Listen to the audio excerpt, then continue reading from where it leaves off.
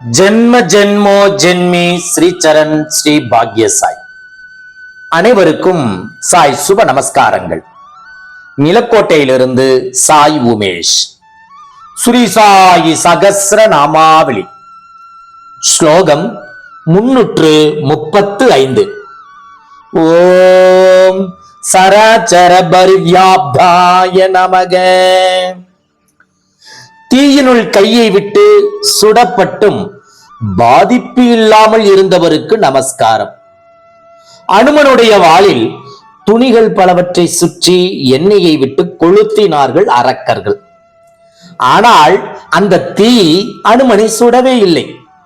தன் நண்பனான வாயுதேவனின் புதல்வன் அனுமன் என்ற காரணத்தாலும், சீதாதேவி அனுமனுக்கு எந்த உபாதையும் அளிக்கக்கூடாது என ஆணையிட்டு இருந்ததாலும் அக்னி தேவன் அனுமனுக்கு குளுமையாக இருந்தார். எங்கோ வெகு தொலைவில் இருந்த ஊரில் ஒரு கொல்லனுடைய உலையில் அவன் மனைவி கையில் இருந்த குழந்தை நழுவி தீயினுள் விழுந்து விட்டது. பாபா சீரடி மசூதியில் கொழுந்து விட்டெறிந்து கொண்டிருந்த துணி தீயினுள் தம் கையை சொருகி குழந்தையை காப்பாற்றி விட்டார். பாபாவின் கை தீயினால் கருகிவிட்டது. பாபா தமது யோக சக்தியால் தீயினால் பாதிப்பு ஏற்படாமல் இருக்க செய்திருக்க முடியும். தொழுநோயால் பீடிக்கப்பட்ட தன் அணுக்க தொண்டன் பாகோஜிக்கு தீப்புண்ணை ஆற்ற கட்டுப்பட்டு சேவை செய்ய ஒரு வாய்ப்பு அளித்து அவனை மகிழ செய்ததுடன் அவனது ஊழ்வினை பயனால் ஏற்பட்ட குஷ்டரோகம் மேலும் பாதிக்காமல் தடுத்தார்.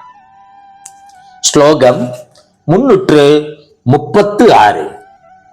ஓம் சர்மதாகேப்ய விக்ரியாய நமக. அசையும் அசையா பொருள்கள் யாவற்றையும் வியாபித்து நிற்பவருக்கு நமஸ்காரம். சர்வம் பிரம்மமயம். பிரம்மமே எங்கும் நிறைந்து எல்லாமுமாக காட்சியளிக்கிறது. ஹரி எங்கே என்று இரண்யகசிபு கேட்டபோது, பரமபாகவதனான அவனுடைய 5 வயது சிறுவன், எங்கும் வியாபித்து நிற்கும் ஹரி தூணிலும் இருப்பான் துரும்பிலும் இருப்பான் என தயங்காமல் பதிலளித்தான்.